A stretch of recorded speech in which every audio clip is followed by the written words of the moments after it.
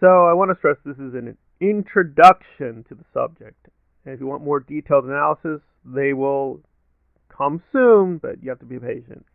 So someone asked the question, well, what is communism? And I think they really meant, what is Marxism? Because communism onto itself has many different traditions, but I think mainly people mean the Marxist version and are still puzzled about what Marx was up to.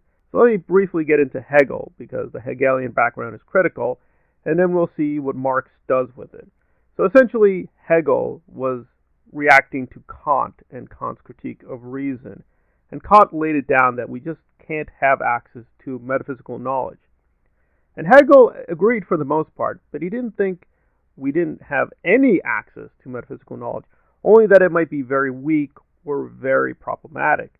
So Hegel's own critical philosophy, in a very, very simplified fashion, goes as follows. We have what we would call spirit. Now, spirit is not a ghost or a magical, goofy thing. He means something like the mind, but the mind is not located in individuals. Slowly, this collective consciousness is becoming more and more rational and reasonable throughout history in the world. However, it's very conflicted. There are contradictions. Human history, for instance, begins with slavery, but slowly the concept of freedom takes on more and more power. So we go from absolute slavery to less slavery to no slavery at all, but freedom and reason grow slowly, but they never reach full realization. They just become more and more fully realized. The problem is for Marx that this is too ideational, or it's too focused on just ideas. Hegel's theory is embodied, right? We actually have real individuals who push freedom, but he doesn't provide a subject of, quote, real revolution. For him, the ultimate end is the state, and we can have ethical duties in the state. But Hegel was pessimistic we could move beyond that. So he did recognize that there was class conflict. There were people who were going to lose out in this process, because he did see the market as critical of moving people forward. But he didn't have a solution. And for Marx, there is a solution within the consciousness of the working class. Hegel stressed ideas, but for Marx, there's the raw physical nature, which is forcing human beings to eke out an existence. And accidentally, we're moving from feudalism to capitalism, and capitalism unconsciously creates the working class. And the working class will be the revolutionary subject that will destroy the system, and then we will reach utopian communism. And that is the essence of communism. It is a progressive theory of how history slowly works through these contradictions within history made by human beings, and at the end of the process, we have full rational control of the economy, we have full freedom, we're free of alienation. So the theory stresses materialism, and what Marxism does is really highlight the contradictions within capitalism. Whereas for Hegel, these are mainly ethical or ideational conflicts.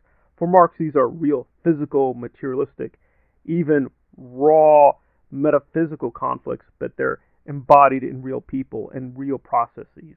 So when we see these economic conflicts, they're really materialistic conflicts in disguise. And that is the essence of the theory that Marx has. Now the question would be, is this correct? Well, I think we can say Marx made some genuine discoveries and was a very brilliant person. The basic problem here is there a logic to history? I doubt that there is.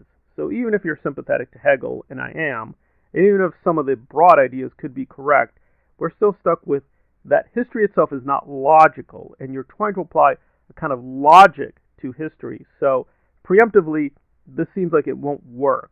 And then there are various problems that Marx assumed that the materialistic ideas in people's heads will be the foremost that will drive them.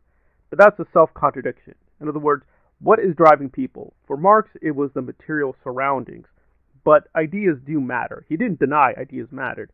And that's the basic dilemma. Well, is it ideas moving people, or is it the sheer material stuff? Marx went back and forth on that. He never, I think, totally clarified. But I think we know now that ideas are going to play a critical role in any transformation. It doesn't have to be a revolution. It could be a reaction. Look at fascism. One problem is there doesn't seem to be a logic to history. Secondly, it's not clear that materialism will force us to have more freedom. It could force us to have less freedom. We have choices to make. And these choices could lead us down the road of reaction, not revolution. So there's just a lot of problems with the theory, even at its most idealistic and best version. But if you wanted to be curious about, well, what is Marxism? That, in an essence, is what it's about. It's about a theory of freedom and how slowly the contradictions of history will be worked out in the material conflicts between the working class and the capitalist class.